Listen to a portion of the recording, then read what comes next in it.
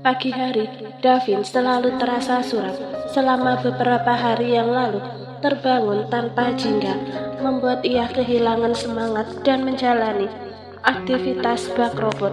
Namun pagi ini berbeda, wajah jingga yang polos dan masih terlelap dengan nafas teratur adalah pemandangan pertama yang Davin lihat saat ia membuka mata. Davin tak bisa menahan bibirnya untuk tidak tersenyum. Jantungnya mendadak berdebar kencang. Ia tak pernah menyangka bahwa kehadiran jingga di sisinya mampu memberikan efek luar biasa. Tangan Davin terulur melewati Oliver yang terbaring miring menghadap jingga. Dengan lembut ibu jari Davin menyentuh pipi jingga yang terasa halus itu. Saat Davin memajukan wajahnya untuk menghadiahi ciuman di kening istrinya, tiba-tiba sepasang tangan mungil Oliver mendorong wajahnya jauh-jauh. Davin mengerjap, ia menunduk dan mendapati Oliver tengah menatapnya dengan penuh protes. "Hei, kapan kamu bangun?" bisik Davin sembari menarik mundur wajahnya.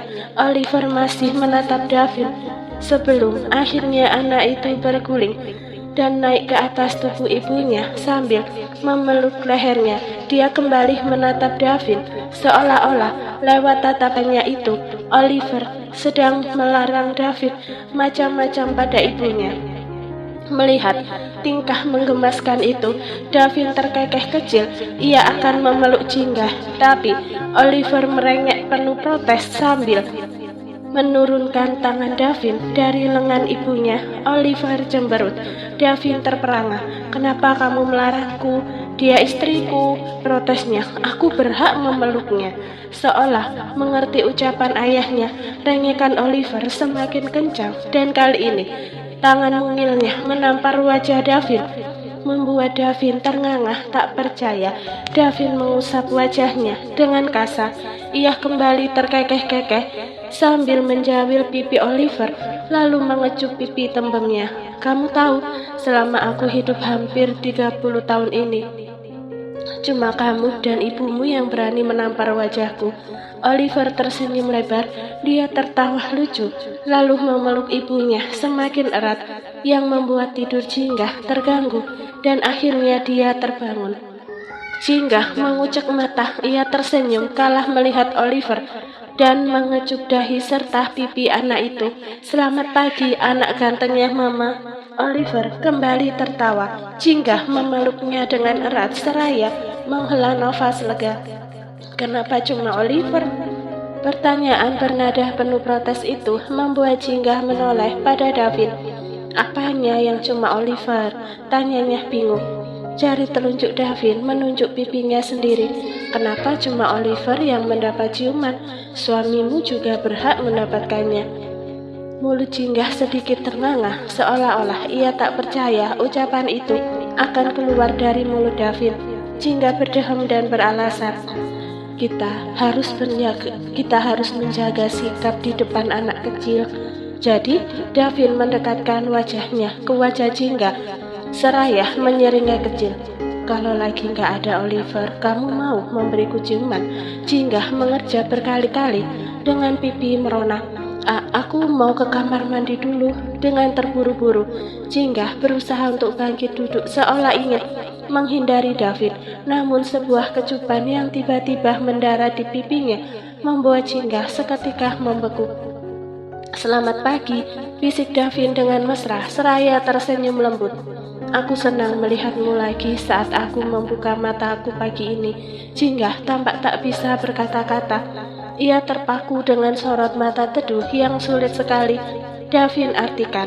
Di saat Jingga masih terdiam, Davin segera mengambil Oliver ke pangkuannya sambil berkata, "Aku nggak cuma merindukanmu, tapi juga rindu masakanmu. Jadi pagi ini aku ingin sarapan buatan kamu, oke?" Jingga mengerjap. Davin menyeringai kecil seraya turun dari ranjang dan mengangkat Oliver yang merengek. Tidak ingin terpisah dari ibunya tinggi-tinggi, hingga rengekan Oliver berubah jadi gelak tawa renyah yang menghangatkan hati Davin. Jingga melongo menatap makanan yang sudah ludes di hadapannya. Davin sudah menambah makanan 2 kali, seakan tidak cukup. Davin juga bertanya apakah Jingga akan benar-benar memakan sarapannya. Jika tidak, maka Davin akan memakannya. Karena tidak tega, akhirnya Jingga mengiyakan dan membiarkan pria itu memakan separuh sarapan miliknya. Terima kasih sarapannya, ucap Davin sesaat setelah meneguk air putih. Lain kali masak yang banyak, sepertinya porsi makanku jadi bertambah mulai sekarang. Jingga memasukkan makanan terakhir yang tersisa di piring ke dalam mulutnya. 14 hari tidak bersama, sepertinya sudah banyak yang berubah dari diri Davin, pikir Jingga. Selain sikapnya yang berubah lebih lembut, porsi makannya pun semakin bertambah. Baiklah, nanti aku tambah lagi porsi makannya, timpal Jingga. Tadi aku masak seperti biasa, karena biasanya kamu paling disiplin kalau soal pola makan. Benar juga. Davin mengusap perut. Aku nggak suka kalau perutku berlemak. Tapi kalau makanannya selalu seenak ini, bisa-bisa aku jadi buncit seperti kebanyakan. Davin menghela nafas berat dan memajukan wajahnya ke dekat Jingga. Bagaimana kalau perutku berlemak? Kamu masih mau jadi istriku, bukan? Jingga tersedak air minum yang tengah ia teguk. Kalah mendengar 2 pertanyaan terakhir Davin. Dengan sigap, Davin mengambil tisu dan menepuk-nepuk punggung Jingga dengan lembut. Setelah berhasil menguasai diri, Jingga lantas bertanya hal lain untuk mengalihkan topik pembicaraan mereka. Ngomong-ngomong, kenapa kamu belum siap-siap mandi dan pakai baju kerja? Selama seminggu ke depan aku cuti. Cuti? Kenapa? Satu sudut bibir Davin terangkat, seraya menatap Jingga lamat-lamat. Mana bisa aku pergi bekerja sementara di rumah ada istri yang selama 2 minggu meninggalkanku. Gerutu Davin, aku merindukanmu, jadi aku ingin menghabiskan waktu denganmu seharian penuh. Ucapan Davin yang penuh keyakinan itu membuat Jingga tak mampu berkata-kata. Lidahnya terasa keluh dan Jingga merasakan pukulan yang semakin keras di dalam dadanya. Selesai sarapan, Jingga memotong buah apel, sementara Arum sibuk merapikan meja makan dan membawa piring kotor ke wastafel. Bu, maafin saya ya. Kenapa Bibi meminta maaf? Jingga mengalihkan pandangannya dari potongan apel ke arah Arum dengan bingung. Arum menghela nafas lesu, memunggungi wastafel. Selama ibu nggak ada nafsu makan Pak Davin jelek sekali. Saya sudah mencoba memasak berbagai makanan kesukaan beliau, tapi nggak ada yang berhasil. Saya juga sudah beli makanan di restoran favoritnya Pak Davin, karena saya pikir masakan saya nggak enak, tapi ternyata hasilnya tetap sama. Saya sampai khawatir, Bu. Jingga cukup terkejut mendengarnya. Dia terus-menerus seperti itu. Iya, Bu. Amarilis juga memang pernah cerita, tapi Davin seperti itu cuma sehari itu saja. Enggak, Bu, setiap hari. Makanya saya senang ketika barusan lihat Pak Davin semangat banget sarapannya. Arum tersenyum lebar. Dari dulu makanan favorit Pak Davin memang masakan Bu Jingga. Mata Jingga mengerjap. Ucapan Arum membuat hatinya seketika disusupi rasa bahagia dan bangga. Jingga tak pernah menyadari hal ini dari dulu, bahwa alasan Davin hampir selalu makan di rumah sejak mereka menikah adalah karena pria itu menyukai masakannya. Jingga lantas menempelkan telapak tangannya di dada. Kenapa debaran jantungnya kini semakin kencang? Jingga menelan pil bersamaan dengan air putih. Ia harus rutin mengonsumsi obat tersebut selama 6 bulan atau sampai depresinya benar-benar sembuh. Setelah menaruh gelas kosong ke atas meja, pandangan Jingga lantas tertuju pada Davin yang sedang menelpon di balkon. Pria itu mondar-mandir sejak pagi. Davin tampak sibuk menerima telepon dari sana-sini. Jingga menghela nafas panjang. Katanya dia lagi cuti, tapi kenyataannya dia sibuk sekali dan masih banyak kerjaan. Gumam Jingga pada diri sendiri. Kemudian Jingga mengambil Oliver yang lagi sibuk dengan mainannya. Ia membawanya ke kamar mandi dan memandikan anak itu. Tadi pagi Davin sempat berkata kepada Jingga bahwa sore ini Mereka akan pergi ke sebuah acara. Jingga tidak tahu pasti acara apa yang akan mereka hadiri itu. Namun Davin telah meyakinkannya bahwa di sana Jingga akan aman dan tidak akan ada wartawan yang hadir. Sejujurnya, perasaan Jingga sudah merasa lebih baik menghadapi skandal itu, apalagi setelah Jingga tahu bahwa kini Davin sudah mengklarifikasi masalah tersebut. Jingga merasa bersyukur karena Nancy memiliki bukti tanpa Jingga harus buka suara. Sudah selesai, tanya Davin 1 jam kemudian setelah Jingga dan Oliver sudah sama-sama siap pergi. Sudah. Jingga menunduk melihat gaun hitam yang ia kenakan. Bagaimana penampilanku? Karena kamu ngajaknya mendadak, jadi aku cuma pakai yang ada di lemari saja. Sepasang mata Davin yang dalam itu meneliti Jingga dari atas sampai bawah. Jingga? Jingga mendongak menatap Davin. Aku ingin tahu saat sedang apa kamu terlihat jelek. Apa? Jingga terperangah. Maksudku, setelah Davin serayah mengelus pipi Jingga dengan ibu jarinya. Kamu selalu terlihat cantik, sampai aku nggak tahu seperti apa jeleknya kamu. Kata-kata Davin tersebut membuat Jingga seketika membeku.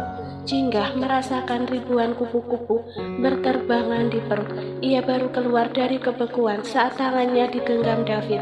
Tapi gaun ini kurang cocok dipakai acara malam ini. Apa? Lalu? Aku sudah menyiapkan gaun untukmu. Kita berangkat saja dulu.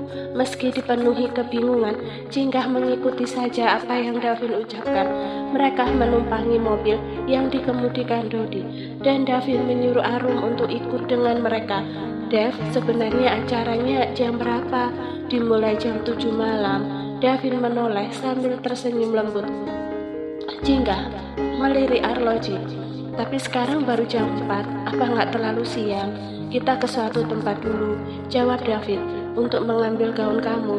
Oh, Jingga mengangguk paham, akan tetapi ia berpikir seharusnya mengambil dan mengenakan gaun saja tidak akan sampai menghabiskan waktu 3 jam kan. Rupanya perkiraan Jingga salah. Suatu tempat yang dimaksud Davin adalah butik. Davin mengambil gaun Jingga dari sana. Lalu setelah itu Davin membawanya ke sebuah hotel dan Amarilis sudah menunggu di dalam kamar. Mas Davin, serahin Kak Jingga ke aku. Mas, asuh saja Oliver sana. Amarilis mendorong Davin agar keluar dari kamar itu, lalu menutup pintu. Jingga terperangah kala ia melihat peralatan make up yang menutupi meja di hadapannya. Ini untuk apa? Karena pesta malam ini bukan pesta biasa, jadi aku harus make up ulang Kak Jingga. Amarilis tersenyum manis yang dibuat-buat. Ia menunjuk kursi dengan lirikan mata. Duduklah, kakak akan disulap jadi Cinderella malam ini. Memangnya harus ya? Jingga menggaruk tengkuk. Memangnya harus ya? Jingga menggaruk tengkuk. Harus, nggak ada kata tapi. Setelah berpikir sesaat, Jingga akhirnya mengangguk. Baiklah, lagi pula tidak ada salahnya mencoba, bukan? Setelah Jingga duduk di kursi menghadap meja yang dipenuhi alat make up, seorang wanita datang. Setelah Amarilis memanggilnya, dia orang yang akan merias Jingga sore itu. 2 jam kemudian, Jingga terperangah. Ia tak mempercayai penglihatannya sendiri. Wanita yang memakai gaun berwarna biru langit dengan model yang nyaris sama dengan gaun Cinderella itu adalah benar-benar dirinya. Di saat Jingga sedang terpaku, tiba-tiba ia terkejut kala melihat sosok Davin berdiri di belakang.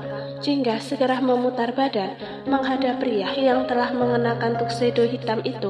Seperti yang lalu-lalu, Davin selalu terlihat tampan dan fresh. Mata Davin tak berkedip menatap Jingga. Aku rasa gaun ini terlalu berlebihan untuk datang ke sebuah acara, ucap Jingga gugup. Davin mengerjap untuk pertama kalinya setelah ia terbengong-bengong. Tidak berlebihan karena kamu pemeran utamanya. Apa maksudmu? Tanya Jingga tak mengerti.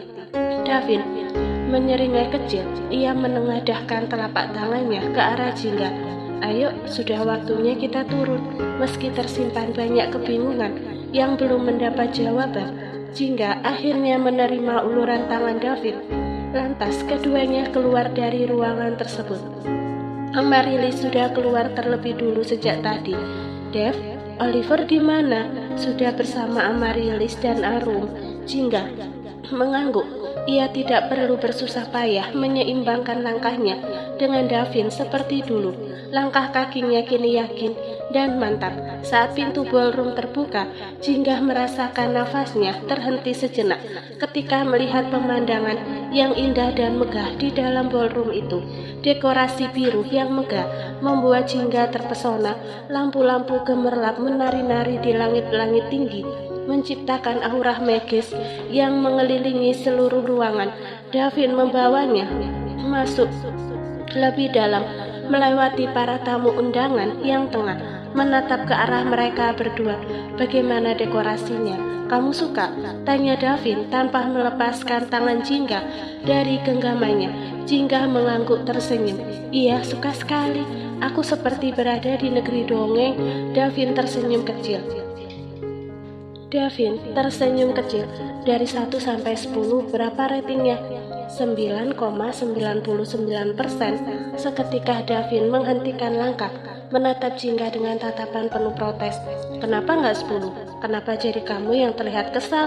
Jingga terkekeh. Baiklah jawaban dari pertanyaannya, karena bagiku nggak ada yang benar-benar sempurna di dunia ini. Benar juga. Davin menghela nafas dan melanjutkan kembali langkahnya. Begitupun dengan Jingga. Tapi aku benar-benar menyukai dekorasinya. Lanjut Jingga. Siapapun yang menyiapkan acara ini, dia pasti sudah bekerja keras. Oh ya, tadi kamu bilang ini acara ulang tahun istri seseorang kan? Davin berdeham dan membuang muka sesaat, lalu mengangguk. Iya, ini sangat mewah untuk sebuah acara ulang tahun. Tapi aku yakin si suami pasti sangat mencintai istrinya, sampai-sampai dia membuat pesta semewah ini. Benar, timpal Davin dengan cepat. Kamu benar. Jingga mengerjap dengan tatapan polos. Kenapa pipi kamu merah? Kamu gerah ya? Belum sempat Jingga mendapat jawaban dari Davin. Iya, tiba-tiba dikejutkan oleh suara musik ceria yang mengalun di seluruh ruangan. Dua penyanyi laki-laki dan perempuan menyanyikan lagu Happy Birthday mengikuti irama musik itu, diikuti suara tepuk tangan yang seirama dari para tamu undangan. Lalu Jingga seketika menahan nafasnya saat ia mendengar namanya disebut di penghujung lirik lagu oleh kedua penyanyi tersebut. Apa ia tidak salah dengar? Tidak mungkin, nama Jingga pasti bukan hanya dirinya.